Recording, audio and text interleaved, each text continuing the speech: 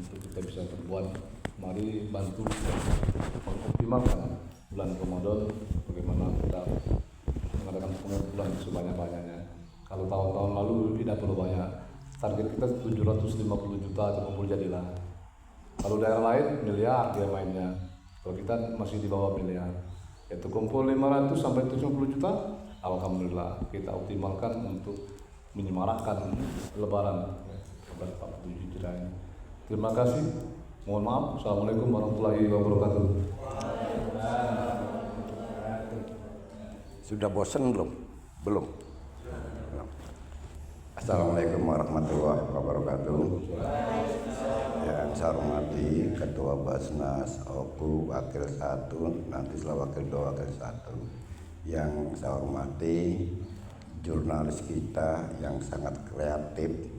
Saya suka dengan jurnalis, dimanapun ada kegiatan keagamaan selalu tampil. Nah, di belakang itu Mr. Imam,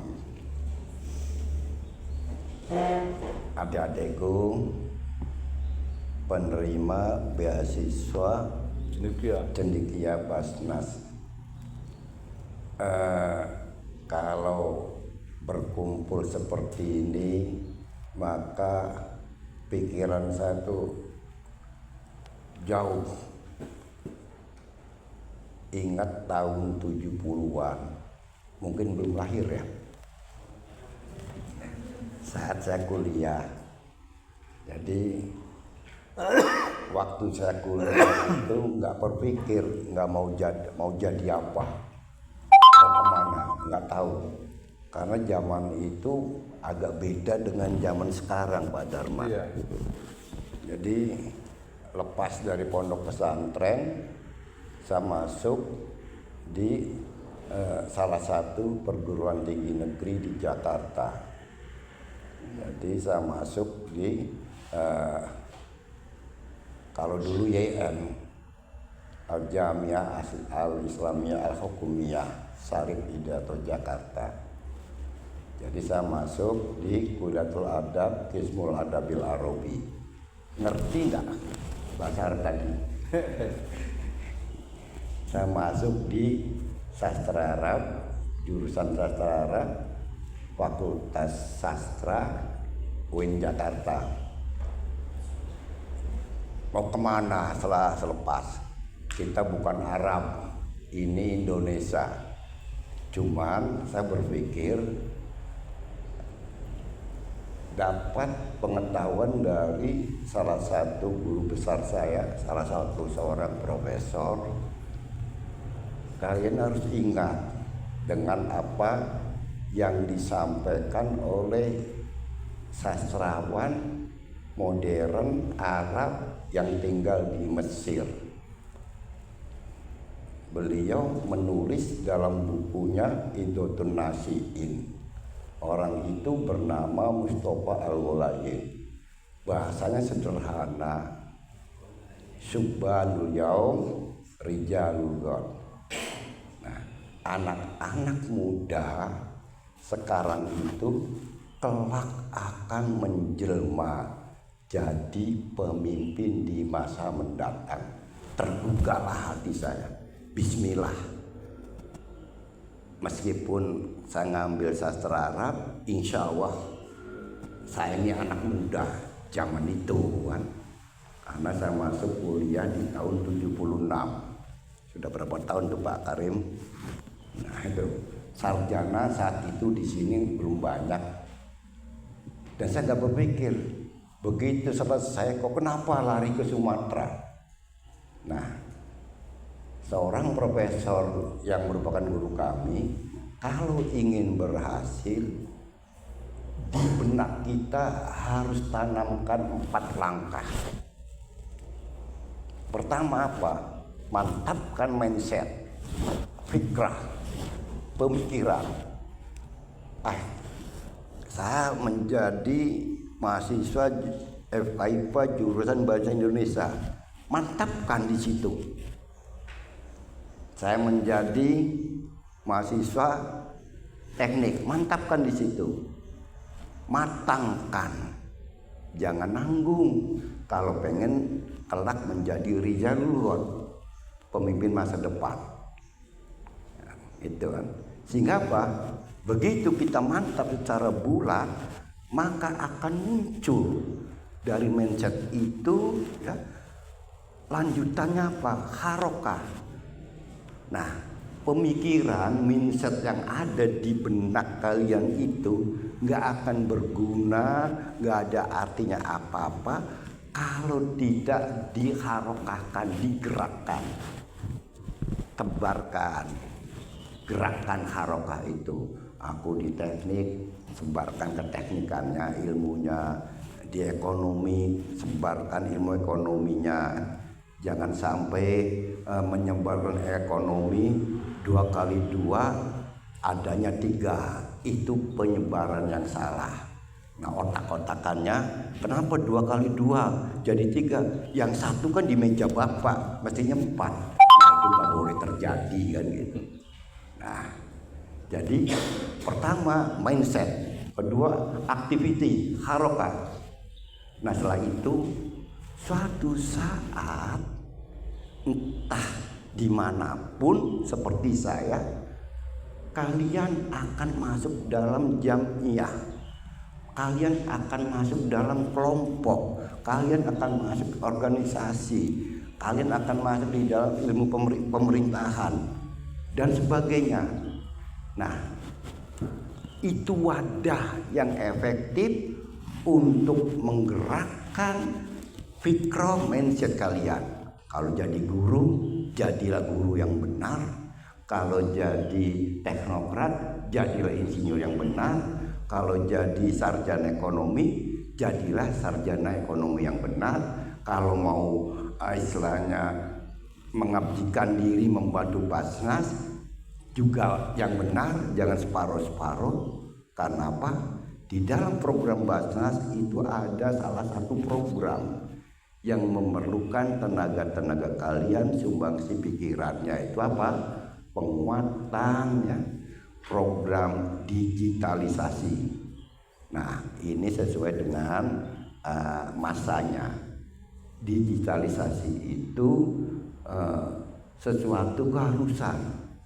Sekarang orang nggak ngerti digital itu sama saja dengan jalan di malam hari, gelap. Nah, kita memahami digital, Pak Imam yang lagi duduk bisa dirubah menjadi Pak Imam sedang ngopi. Apalagi kalau ada kopi beneran kan. Ini salah satu contoh dengan apa, aplikasi apa? AI ya. Oh, AI. apa itu? AI. Oh iyalah, satu ngetes baik. Rupanya menguasai galau kan. Nah itu. Nah, kemudian fikroh harokah jamiah. Begitu kalian masuk di dalam satu perhimpunan, perkumpulan, buktikan ha ana da. Jadi jangan ha ana abi. Inilah aku, bukan ini bapakku, bukan ini mamangku, bukan ini puyangku. Aku ya aku. Jadilah jadi diri kalian yang benar. Apa? Berproses, amaliyah, kerjakan apa yang ada di mindset kalian, di pikiran kalian, apa yang ada di dalam harokah, proses-proses kalian, ada yang ada di kelompok-kelompok kalian, tularkan dengan sesama. Itulah gambaran Allah yang ditunjukkan kepada kita semua, nggak kecil, nggak muda, nggak tua, nggak yang hampir mati, bahwa khairun nas anfa'uhum linnas. Sebaik-baik manusia adalah yang bisa membawa manfaat bagi sesama. Sanggup? Sanggup? Nah, jangan sanggup. Kalau kamu insya Allah kamu mengingkari umat Muhammad, memang harus bermanfaat sekecil apapun. Nah itu. Nah pesan saya, tolong cermati 4 proses ini untuk kalian. agar jadi bekal ke depan. Jangan aku nih jurusan bahasa Indonesia Pacagalo di sekolah tuh ngajar dia kan itu namanya apa, pesimis. Tampil suatu saat rezeki bagus, ada peluang, diterbangkanlah ke Australia ngajar bahasa Indonesia, gerot itu. Jadi seorang guru atau dosen bahasa Indonesia di Canberra ya, di Montreal, termasuk di Al-Azhar, itu gajinya luar biasa. Kenapa bahasa Indonesia begitu diprioritaskan? Karena apa? Bukan melihat bahasa Indonesianya, melihat mayoritas penduduknya Muslim. Maka Al-Azhar University, Sorbonne University yang ada di Prancis, Montreal yang ada di Amerika butuh dosen-dosen yang memahami bahasa Indonesia. Makanya kalau kalian pergi ke Arab, itu ada tulisan, salah satu tulisannya itu berbahasa Indonesia, pengakuan dunia luar. Itu untuk yang jurusan bahasa Indonesia. Jangan kecil hati, tenang-tenanglah baik. Minimal ngajari mau kita kan ngambil bahasa dosen bahasa Indonesia yang baik dan benar, kira-kira itu. Salah satu contoh. Juga saya sendiri. Akhirnya apa? Aku membukakan hikmah. Oh, dulu tahun 75 saya masuk UIN ngambil jurusan prodi Arab. Hikmahnya sekarang alhamdulillah bertahadus, saya bersyukur bisa melaksanakan ibadah haji sampai 7 kali. Sekali lagi syaro, bener gak? Apalagi 7 kali. Itu manfaat kita punya ilmu. Itu. Jadi apapun yang kalian geluti, jangan pernah nanggung. Ya. Apa yang kalian geluti, fokus, matangkan, sehingga suatu saat betul-betul akan membuahkan. Kalau bertelok itu bukan bertelok yang dikeram, yang beranak dipaksakan, bertelok secara naluri, secara natural, alami. Nah itu 75 saya masuk kuliah, nggak ngerti di daerah orang, di ibu kota negara. Bismillah tawakkaltu ala Allah. Masuk ke Unbara, bismillah tawakkaltu ala Allah. Insyaallah subhanul yaum rijalul god. Kalian ke depan akan menjadi pimpinan-pimpinan di masa mendatang. Amin. Nah, jadi optimisme harus selalu tertanam. Tapi ingat ya, anak-anakku, saudara-saudaraku, apapun ilmu yang kalian sandar, betapapun dalamnya ilmu yang kalian pelajari, ada satu bingkai yang gak boleh dilepaskan. Bingkainya itu apa? Orang berilmu banyak, tapi ingat, orang yang berakhlak bisa dihitung. Kalau digabungkan, berakhlak dulu baru berilmu, insya Allah kalian betul-betul menjadi manusia-manusia yang bermanfaat. Kan banyak orang-orang berilmu, akhirnya apa? Dia makan aspal, ya Pak Imam. Banyak itu. Akhirnya apa? Dia makan gelondongan kayu yang ada di Aceh itu. Karena apa? Dia orang-orang pintar, tapi nggak berakhlak. Dia nggak sadar bahwa dengan penebangan hutan liar itu akan menghancurkan yang lainnya. Kan gitu. Nah ini Ustaz Karim pasti hafal dari Al-Warraf Asadu fil Bari wal Bahri al-ayat, kan gitu Ustaz Karim. Kerusakan lingkungan itu bukan ulah makhluk lain, ulah kita inilah pinter tapi merusak. Karena apa? Kepintarannya tidak dibingkai dengan akhlak. Kalian pinter tanpa moral, tanpa akhlak, gak ada artinya apa-apa.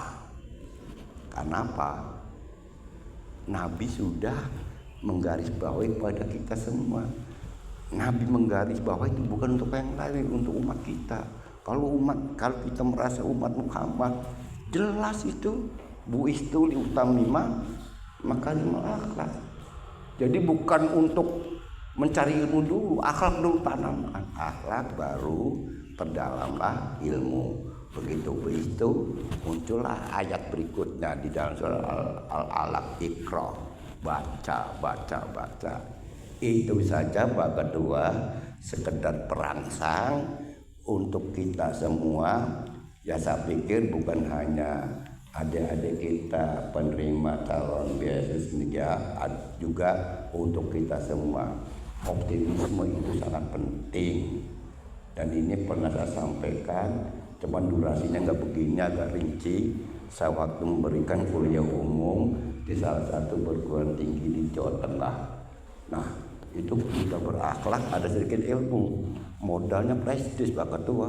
Kapan balik tebal juga amplop. Nah itu kan Pak Imam. Tahu.